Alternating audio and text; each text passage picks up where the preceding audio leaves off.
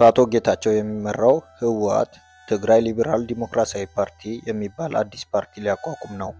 የግብፁ ፕሬዝዳንት አብዱልፈታህ አልሲሲ እና የሱዳኑ ጀነራል አብዱልፈታህ አልቡርሃን በናይል ተፋሰስ ላይ የውሃ ደህንነት በጋራ ለማስጠበቅ መወያየታቸው ተገለጸ። የሶማሊያው ፕሬዝዳንት ልጃቸውን የግል ጠባቂያቸው ኃላፊ አድርገው ሾሙ።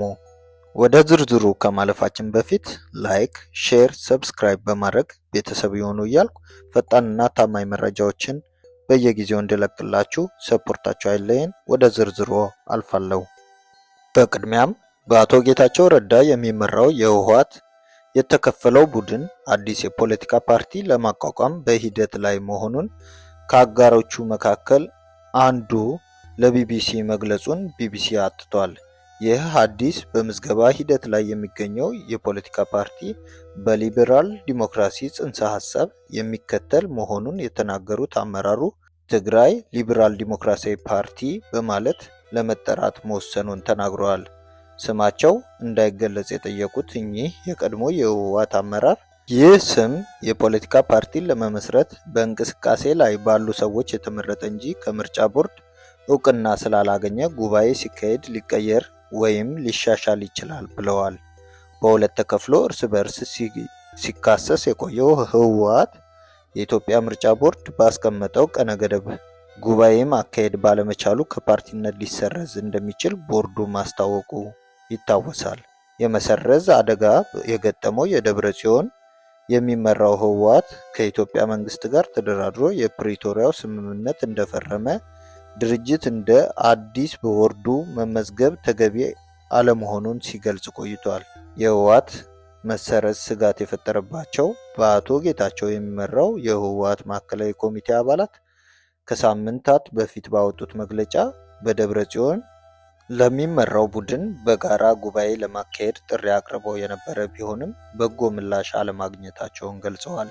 በመሆኑም የህወሓት ህጋዊነት ስለሚያበቃ የህወሓት ፖለቲካ ዓላማዎችን ለማሳካት የሚያስችለንን አዲስ የፖለቲካ ፓርቲ ለመመስረት ተገደናል ያሉ ሲሆን የፓርቲው ህገ ደንብና ፕሮግራሞችን አርቅቀው መጨረሳቸውን ተናግረዋል። ምንጩ አክለውም የደጋፊያቸውን ፊርማ በማሰባሰብ ላይ እንደሚገኙ ተናግረዋል።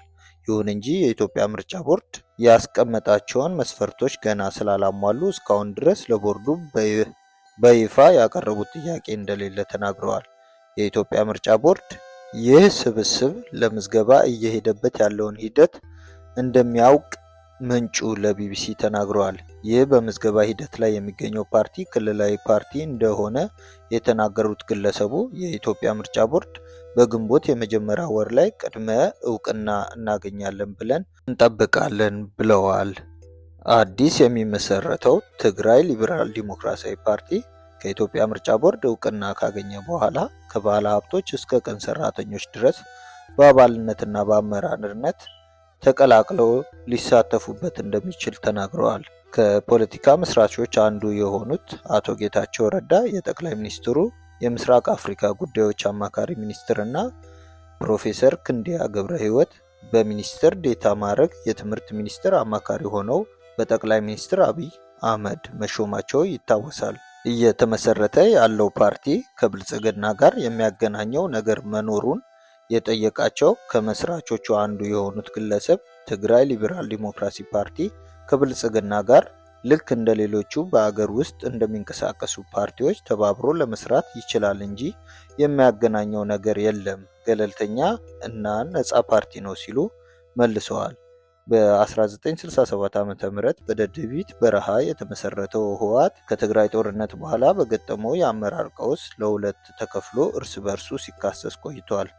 በእነ ደብረ ጽዮን የሚመራው ህወሓት ባለፈው ዓመት ነሐሴ ወር ላይ ጉባኤ ቢያካሄድም የምርጫ ቦርድ ስላልተቀበለው ጉባኤውን እንደ አዲስ እንዲያካሄድ ተጠይቆ ነበር። ህወሓት እንደ አዲስ አልመዘገብም በማለት የምርጫ ቦርድን ጥያቄ ውድቅ አድርጎታል።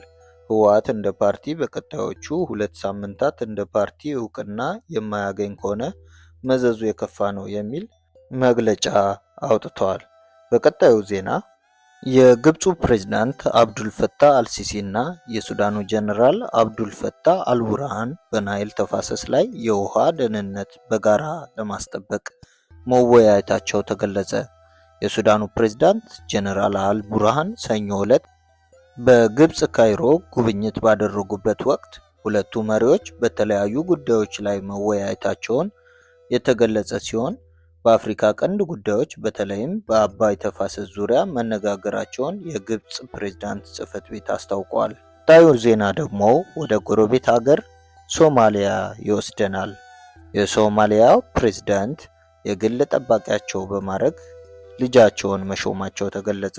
ሶማሊያ ጋርዲያን ጋዜጣ እንደዘገበው ፕሬዝዳንት ሐሰን ሼክ መሐመድ የግል ጠባቂያቸው ኃላፊ ያደረጉት አብዱል ፈታህ ሐሰን ሼክ የተባለውን ልጃቸውን ነው።